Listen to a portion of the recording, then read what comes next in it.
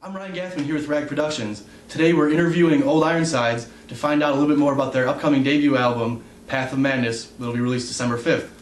So let's start off with introductions. Tell us your name, tell us what you play, tell us a little bit about yourselves. Alex Boccia, guitar player. Seth, vocals. Miklasz, bass. So how did you guys meet and how did you guys start the band? Well, it started off with me and the original guitar player, had a previous band, and we decided to reform so that way we could go a new direction with the music. And pretty much Seth came out of the blue. We've been trying out a bunch of singers, and he was a friend from high school and sung with a bunch of other bands that we played shows with before. They had been together as, you know, Ken, Ryan, and Alex for how long? Yeah, it was probably like, I don't know, it was probably like 6 months. It wasn't that long.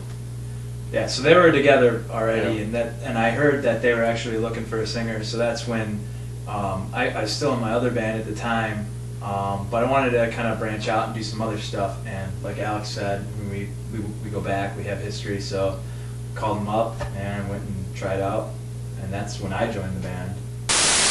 You know, got in touch with Seth and Alex eventually, and then that's where things started. So once you guys formed the band, how'd you guys develop your sound? The songwriting initially would start off, when we started the band, you know, we had a lot of basic riffs and stuff, and that would be me and Ryan, the original, you know, one of the co-founders, me and him. We were coming up with, you know, guitar parts all the time and putting the things together on our own. And so there's a lot of stuff that we did even before the band had been really formed. And most of that music, well, yeah, a lot of that stuff came out on the EP. And then we decided that we need to do those same songs again, rework a few things in them, and make them better quality in terms of the recording, and also have a bunch of other songs and actually come out with a full-length album. You know, definitely each one of us puts our own spin on the songs, you know. I mean, we do come from I would say pretty different backgrounds as far as, you know, music styles that we like. I mean, we're all pretty well-rounded, but I mean, I think we come from different backgrounds, definitely, and that comes out in the music a lot. I know, you know, I just kind of have my influences that steer me towards writing the way I do. So what are some of your influences?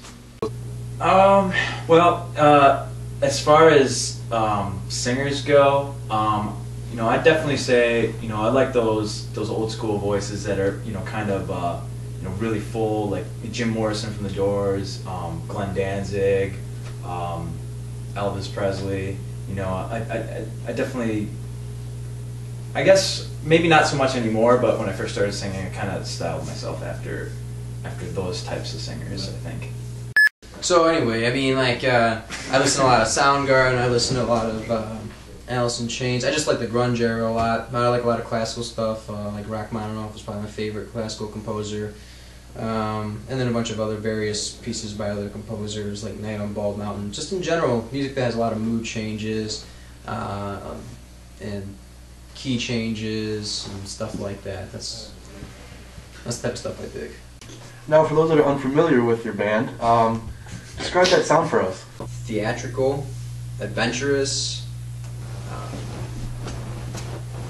imaginative, right? What are some of the other things we've talked about before? Yeah, ballsy. It's still, you know, it's magnificent, incredible. Spectacular. What goes into a song-making process, and you know, how does that process get started?